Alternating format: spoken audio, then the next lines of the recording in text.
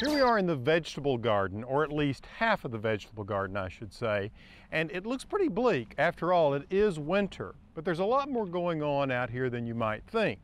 In just a few months, this side will transform into its color scheme, which is largely warm colors. We'll have yellows and oranges and reds in various shades throughout this side. Now, on the other side, we have the mirror image, but that color scheme will be in all ranges of cool colors. We'll start with white and go right into the cool, soft blues, darker blues, even purple, and a splash of pink and magenta. Now the center point is there, the fountain, and around it I have some needlepoint holly hedges and 4 vitex trees. During the summer we have those gorgeous Agapanthus blooming in pots around the circle. Now this garden is really built around a series of rooms. Think of this as a long hallway that takes you to a center point. Now, even though the house is still under construction, we've been well underway with the garden, and even in this winter landscape you can see evidence of it. You see, the stone terraces help give each of these garden rooms a corridor-like feel. And the beds themselves, well, they create some definition on each side where we plant a variety of vegetables and flowers. Now I want you to look over here. I'm using apple trees to further help define some of these spaces. What I have here is a wall, which on a day like today, I'm glad that the wind can blow through it. But this wall is created by a fruit tree that's been trimmed in an Espalier form, and I'm thrilled about it. This is a gala apple. And what I do this time of year is go ahead and prune back all of these vertical elements. What you see here is growth that was on from last year.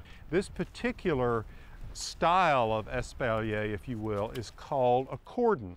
And what you have here are 4 horizontal lines that run like this. And the idea is, throughout the growing season, is to just let it grow up, let the stems grow as they naturally will. They want to grow vertically.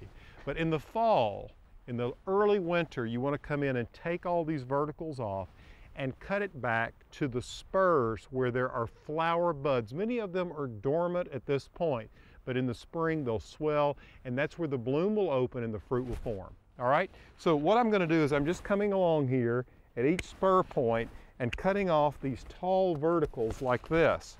And what's nice about this is once you have it done, you have really enhanced the strong vertical element that you can see running along these cords. What I've done is I've just put in 2 posts.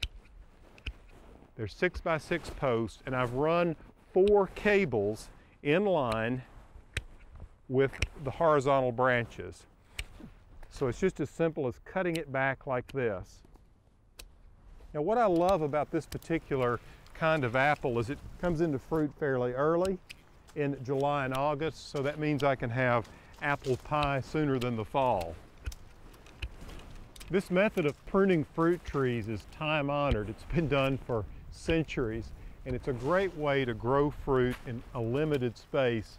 And in this case, well, I'm creating rooms within this larger garden room.